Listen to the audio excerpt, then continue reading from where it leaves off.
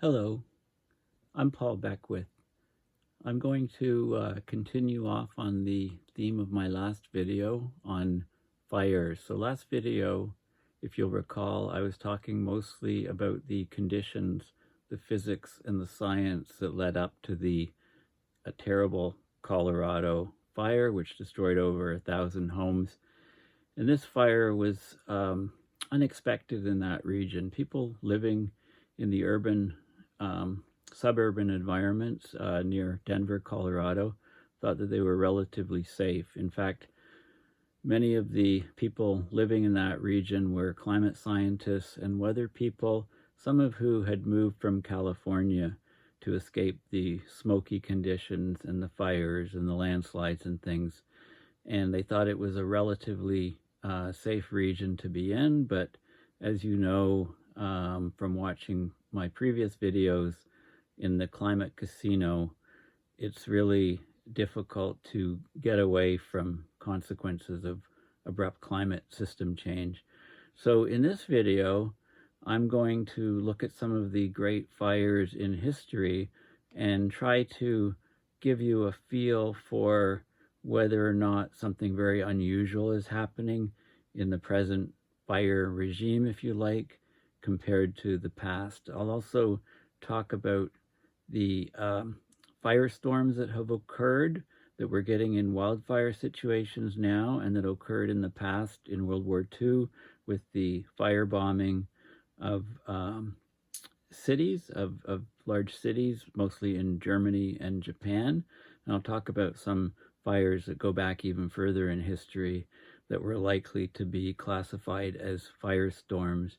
So we're getting lots of new phenomena with fires. We have these fire tornadoes or FireNados. We do have a return of the firestorm in urban environments, and we're getting things, other phenomena. The fires seem to be burning at higher temperatures and actually melting metal. So I'll talk about a number of these things in this video. Now, the first thing I want to show you actually is a 1 minute long video. And let me just center it here and lock it in place.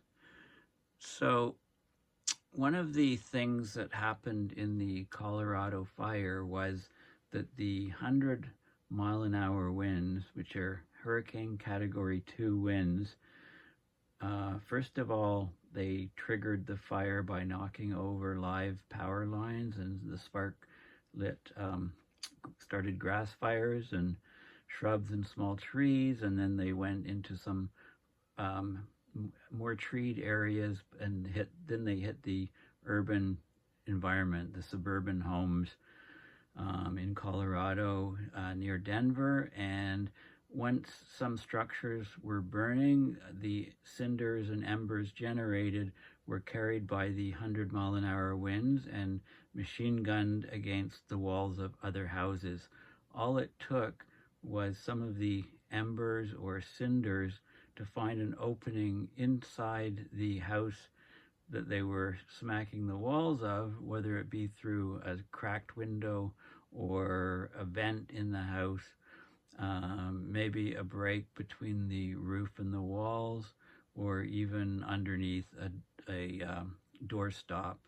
You know, any small opening in the house some of these cinders would have entered could have started something like this. So what I'm showing you here is a 1 minute long video, and you can see the initial fire here and see how quickly and devastatingly fires can spread in houses. Okay, so I'll start the video.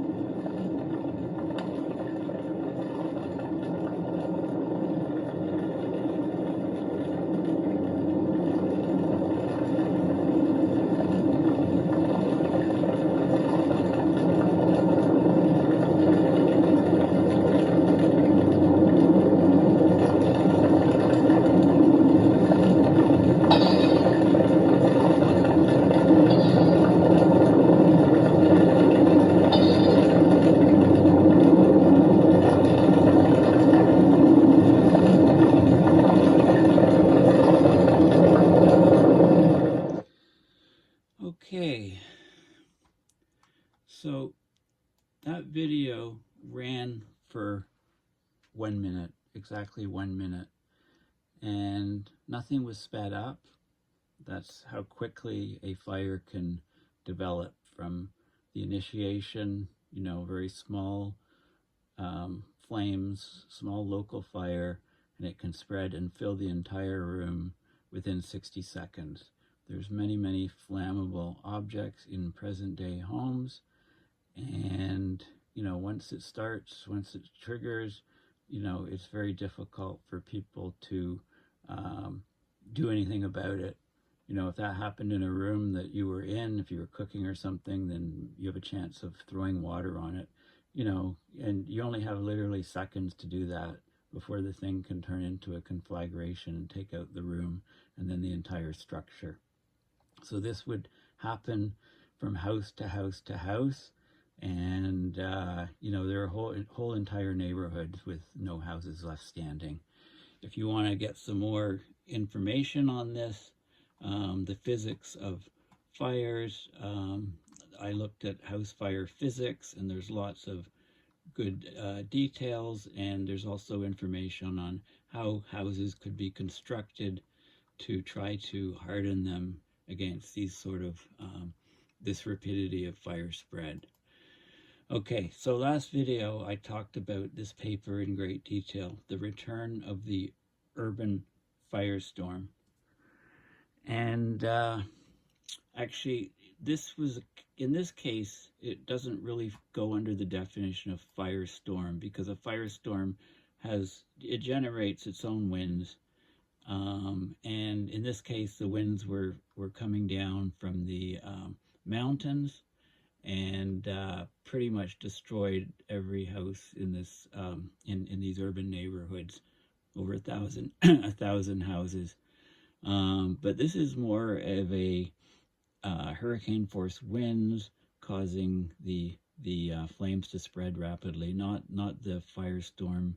So that this is a bit of a misnomer here. Maybe it should be called a FireCane or something like that, or just instead of just a cataclysmic fire or something like that. The author David Wallace Wells did live in California, and he wrote an article about this. He moved to Oregon. He moved to Colorado. One of the reasons he moved to Colorado was to get away from the fires and smoke and catastrophes in California. But he didn't escape them going to Colorado. Many people in Colorado thought they were safe from the type of fire that just occurred. So this is climate scientist Daniel Swain. Okay, he grew up in the state of California,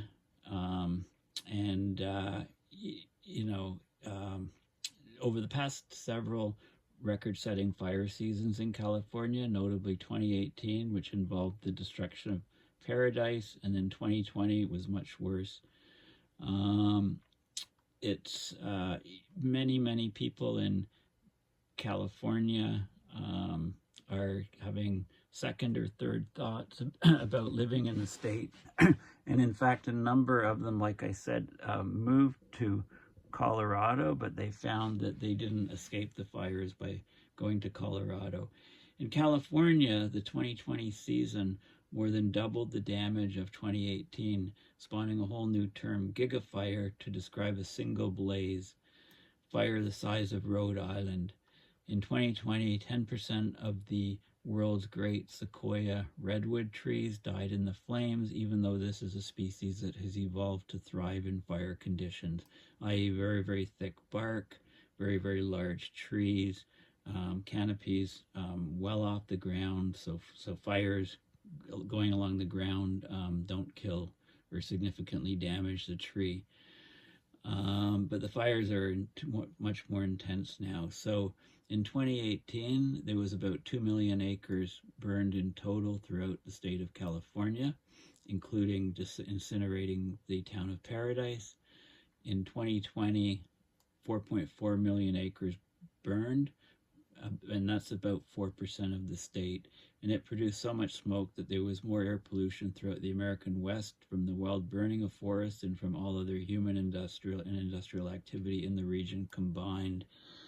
So we're still talking about, 4% of the state. Imagine if that number became 40 or 60 or 80% in 1 year. It would be a total unprecedented catastrophic situation. And of course, the conditions, the climate conditions creating unprecedented drought in the region and incredibly high heat waves. For example, last summer, Phoenix, 120, 118, 120 conditions, Death Valley, 127. When those temperatures are over grasslands and urban areas, then all you need is some wind to knock over live power line, or a spark from a train, or cigarette out the window of a car, and you can get catastrophes occurring. Now, most Californians their experience with wildfire was seeing it on the evening news or watching live helicopter shots of, for example, the Chaparral burning above Los Angeles. Maybe seeing a smoke plume in the distance in the summer, but then all of a sudden in the last decade or so, specifically in the 2018 season and the 2020 season, more than any other years, the majority of people in California have had pretty acute experiences with fire. For almost everybody, this at a minimum involves smoke storms, public health crises that close schools, etc., extreme air pollution. Schools canceled, work's canceled, unless you're a farm worker, and then they force you to work. The sky turns black, you can't go outside, it's scary. You need an isolation room in your house with filters to breathe fresh air. That's the best case scenario. That's what essentially everybody has now experienced. And last year was an additional shift, okay? Fires are getting larger and they're more intense, and they're destroying a lot more structures. While forests have been ripe for burning in large part because of a century of misguided, aggressive fire suppression policies that have allowed an enormous amount of fuel to build up, requiring now perhaps 20 million acres to burn and restore a fire equilibrium in the state. Okay, so 4.4 burned in 2020, 2 million in 2018. There's an awful lot of forests that would need to burn to restore a fire equilibrium in the state. And also the temperatures. Wildfires used to burn at a maximum of 1700 degrees Fahrenheit, but they now burn at 2100 degrees Fahrenheit, which is hot enough to turn the silica in the soil and sand into glass, can burn through all the root systems of the forest along the way, and can actually melt metal, things like aluminum in cars and so on. I mean, think with the high winds, with the hurricane winds and the flames, you've got blowtorch type conditions. Of course, blowtorches are used to weld metal. So, and this climate scientist, Swain, he described a process called the Californication of Colorado. So basically, lots of Californians have been moving out of the state, many to Colorado, thinking that they can get away from some of the woes of California, like the wildfires. But one of these fires burning in California jumped the Continental Divide. In some places on the divide, there's 2 miles of bare granite, and the fire managed to cross it. The Continental Divide is usually considered the second best fire break in the West, the first one being the Pacific Ocean. But the fire jumped the Continental Divide. And people in Colorado, given a survey, thought that they were in relatively safe regions, when they're really 80% of the respondents were in high, very high, or extreme risk zones.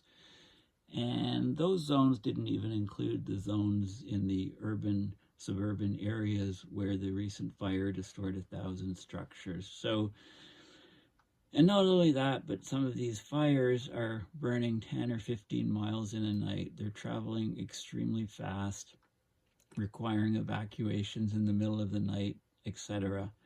So we have a real problem here.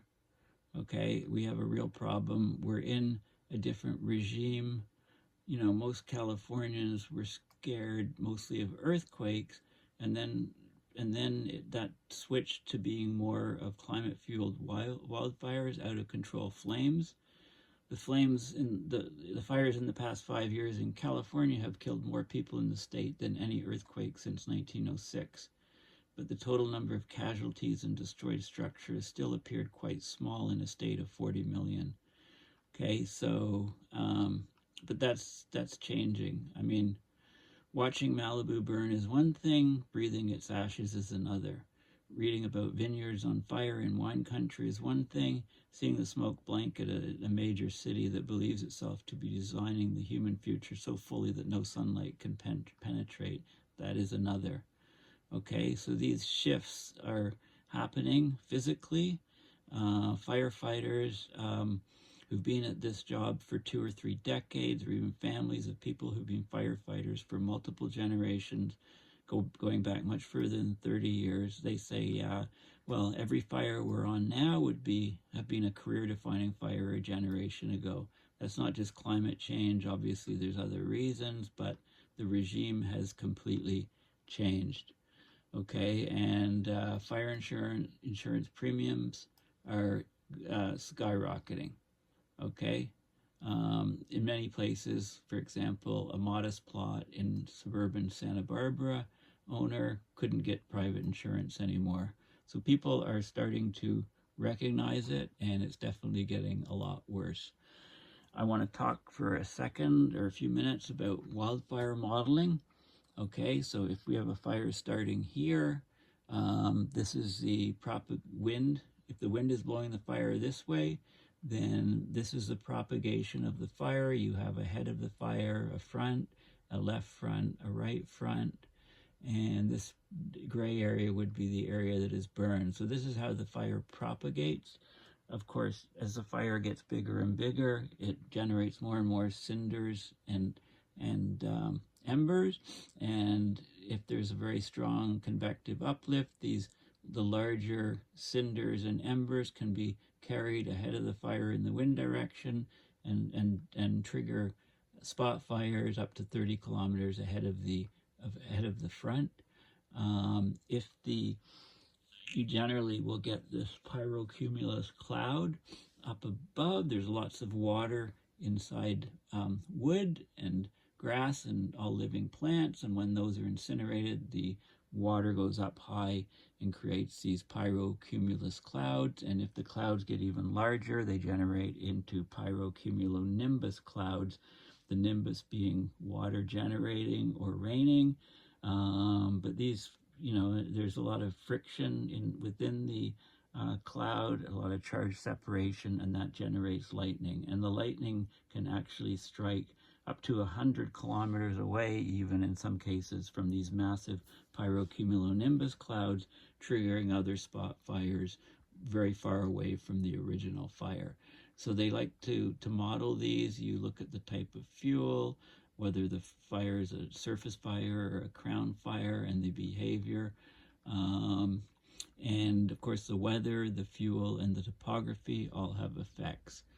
Weather influences fire through wind and moisture. Wind increases the fire spread in the wind direction. Higher temperature makes the fire burn faster.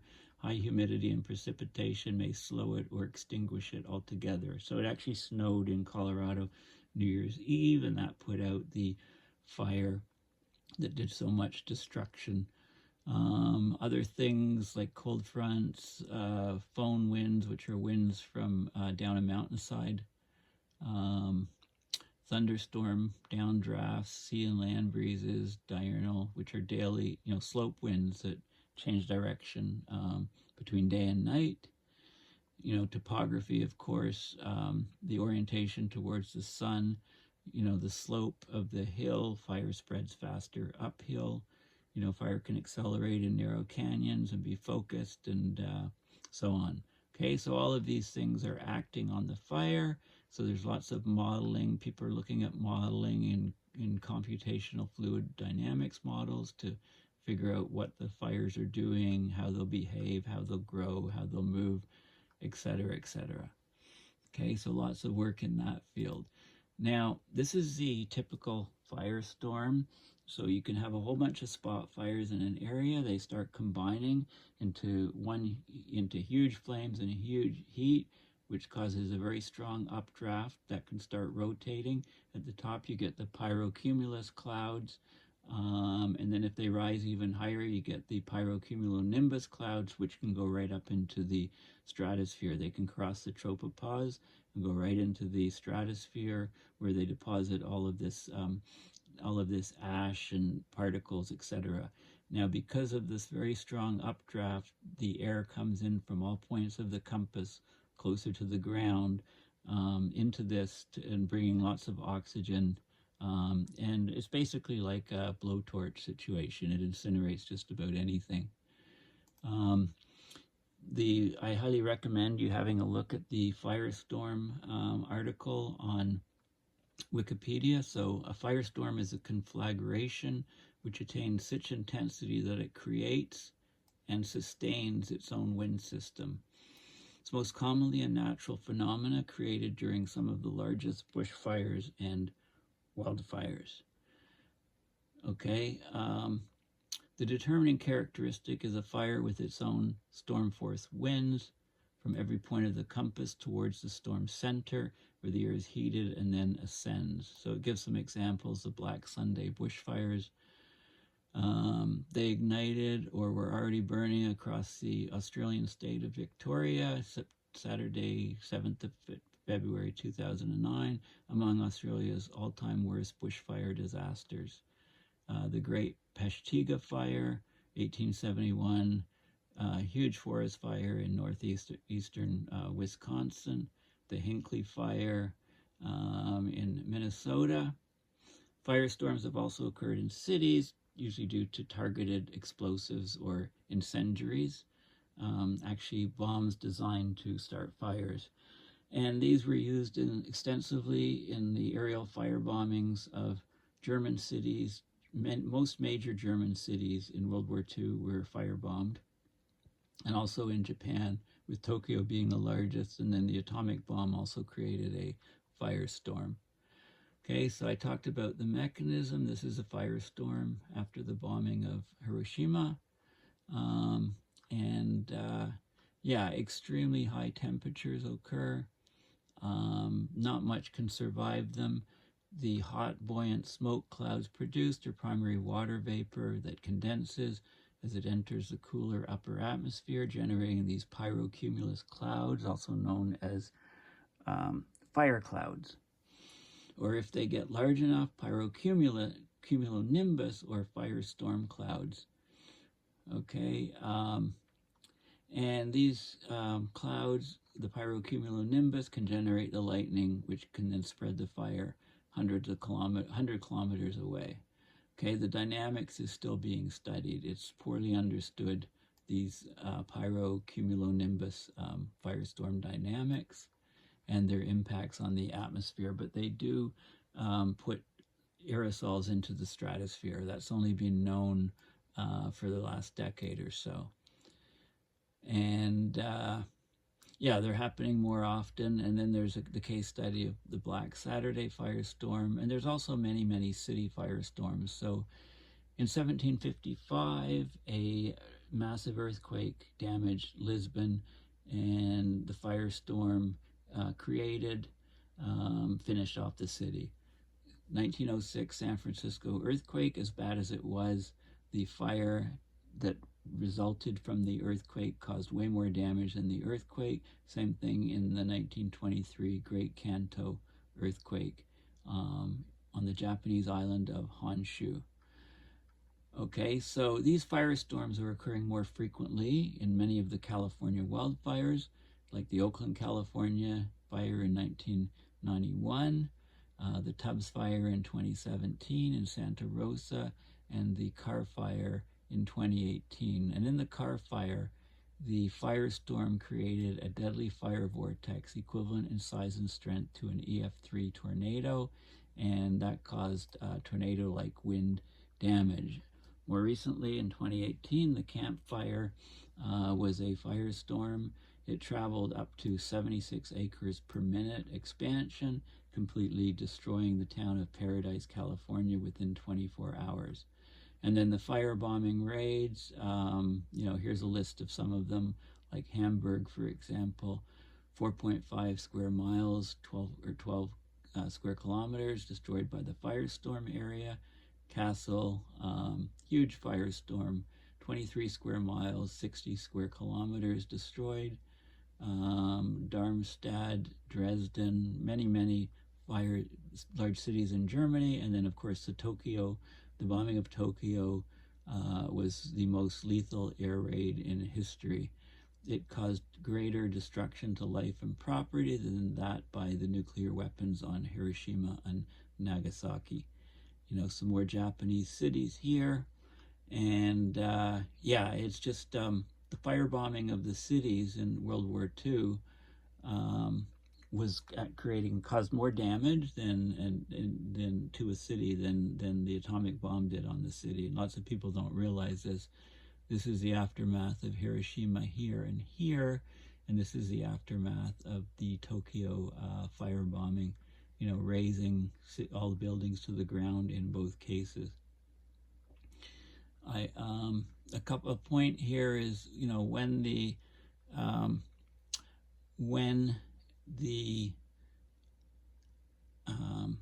were working on the bomb, they wanted to drop it, end the war. The Secretary of War in the U.S. said, "I was a little fearful," he told Truman, "that before we could get ready with the atomic bomb, the Air Force might have Japan so thoroughly bombed out that the new weapon, the nuclear weapon, would not have a fair background to show its strength." To this, the president laughed and said he understood. So there you go. The effect of the nuclear bomb to end World War II was not as large as you might think, because these cities were already being hammered and destroyed by bombing raids, which caused these firestorms, took out huge sections of the city. And then it goes back to some of there were also many, the Great Fire of London was a firestorm, City of Chicago fire was a firestorm, etc., etc. And I'll just show some of the cases. So this is the Camp Fire, which destroyed Paradise, California. Okay, the deadliest and most destructive wildfire in California's history, the most expensive natural disaster in the world in 2018 in terms of insured losses. The winds, the Santa Ana winds knocked over some power lines. Pacific Gas and Electric Company, PG&E, was a utility company, and it went bankrupt just shortly after the fire. And once it triggered and was started, it just spread in the high Santa Ana winds and went right through the town. Now, the Lytton wildfire, this is Lytton, British Columbia. On June 30th, temperatures the day before were 49.6 degrees Fahrenheit, the highest temperatures reached ever in Canada. For 2 or 3 days before that, it was temperatures above 45 degrees Celsius, bit of wind, sparks, winds up to 71 kilometers per hour or 44 miles per hour, and the fire, it incinerated the town of Lytton. Of course, the bombing of Tokyo I've mentioned before, this is showing Tokyo burning under B-29 firebomb assault, 26th of May, 1945, over a vast area of Tokyo. It basically devastated.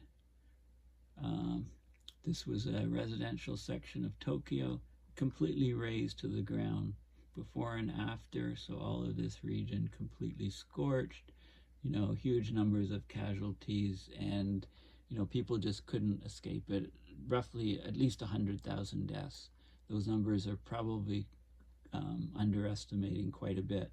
15.8 square miles or 41 square kilometers of Tokyo was destroyed on a night when fierce winds whipped the flames and walls of fire blocked tens of thousands of people fleeing for their lives. 1.5 million people lived in the burned out areas.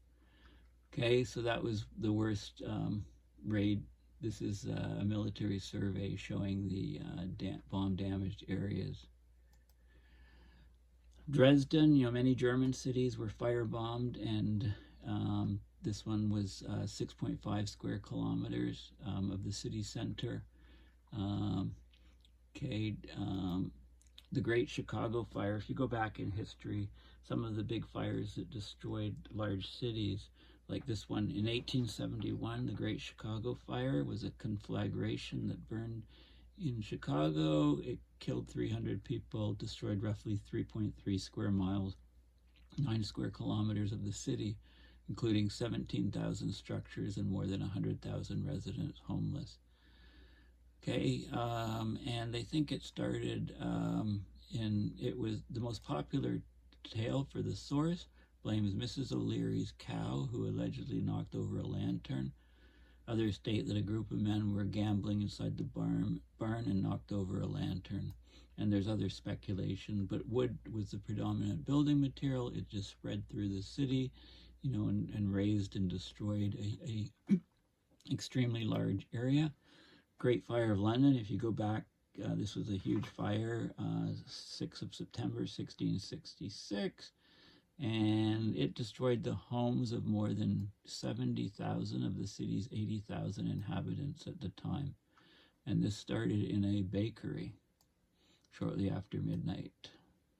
Okay, and of course, this was the burnt area of London, the old city wall, and this whole area in here was razed. Now, if you want to get more detail on these type of events, if you just Google list of fires in Wikipedia, it lists all the town and city fires, building fires, transportation, mining, forest fires, etc. There's a whole bunch of lists, and I'll look at a few of them. So this is the towns and city fires, goes from the antiquity to the Middle Ages, all the way up to the present, and it's updated frequently with links to everything. So it's a very good index on fires, and they have the 2021 1,000 homes burned in the Marshall, Superior, and Louisville, Colorado fire. So it's very much up to date. You could look at buildings that are incinerated by fire, and this is also up to date. I believe, yes, it has the, this is January 9th, 2022, the apartment fire in New York City, which tragically killed 17 people. So it's very up to date. Transportation fires, it covers ships and trains, mostly tunnels, train tunnels and rail fires, bus fires, roads, tanker truck fires, explosions, etc.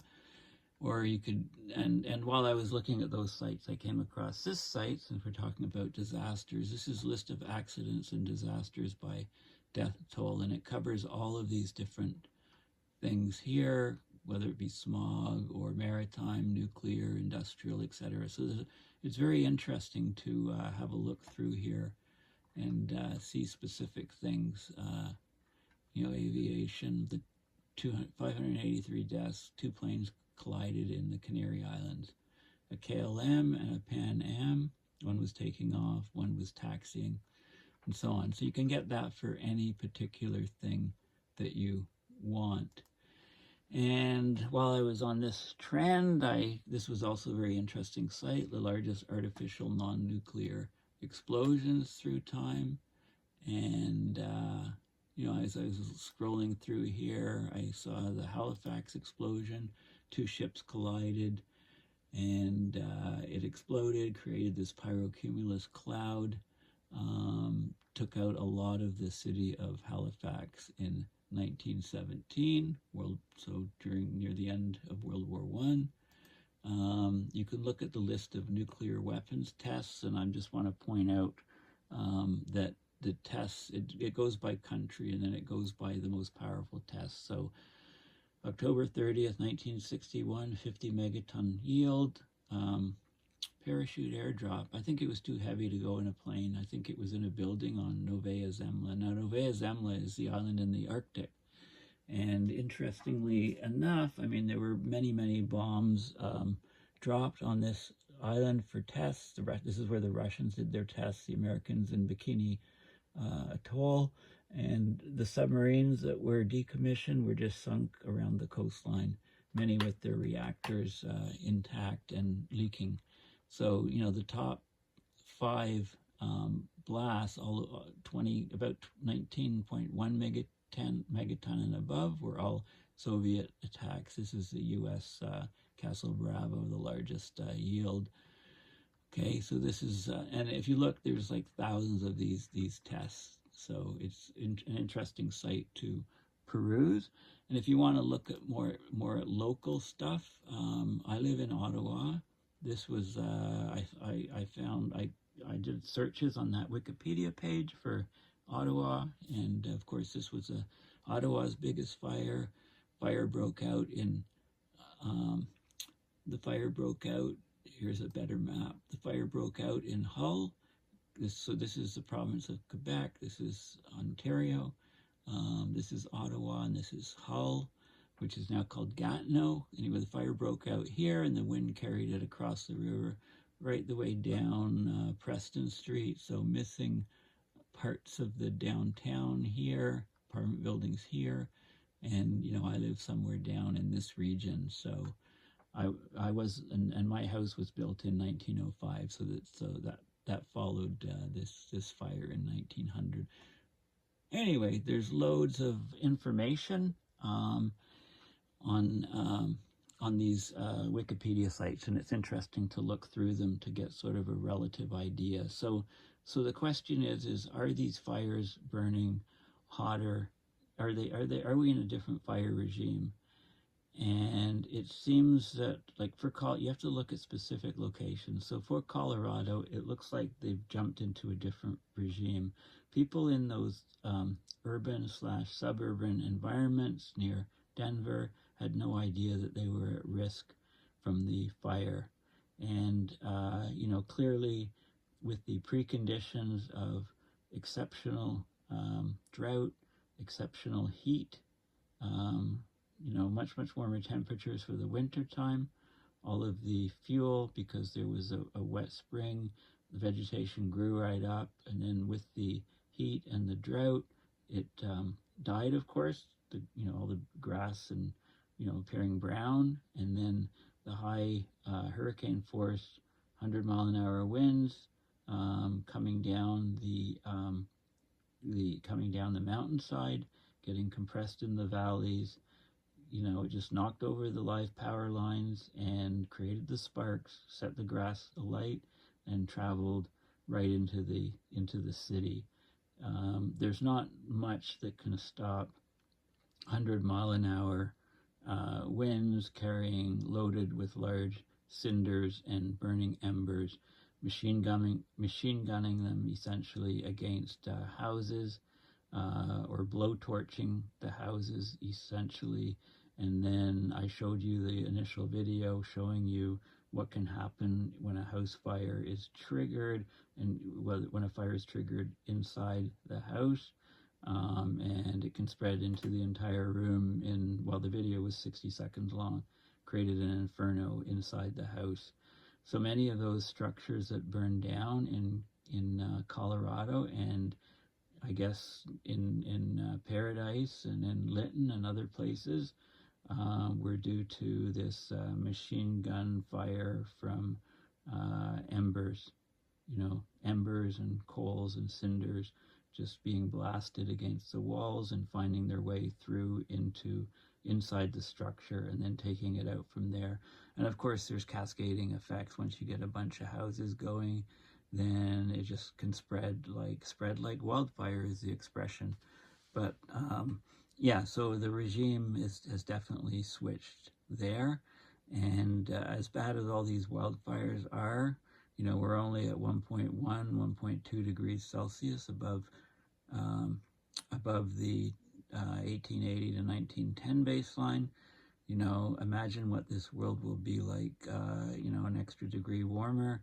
Imagine the fire regimes that will occur then. So we are, of course, obviously in extremely severe situations, and it's worsening.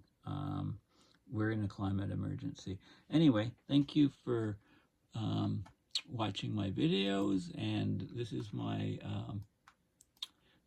website, paulbeckwith.net. There was just a post on the part 1, or the first video I did a few days ago on the weather and climate science behind the urban firestorm near Denver, Colorado. So I hope that this video has extended that quite a bit, and please consider donating to my PayPal account. And thank you to everybody who has donated in the past and supported my work. And yeah, so anyway, thank you for tuning in, and we'll chat again soon. Bye for now.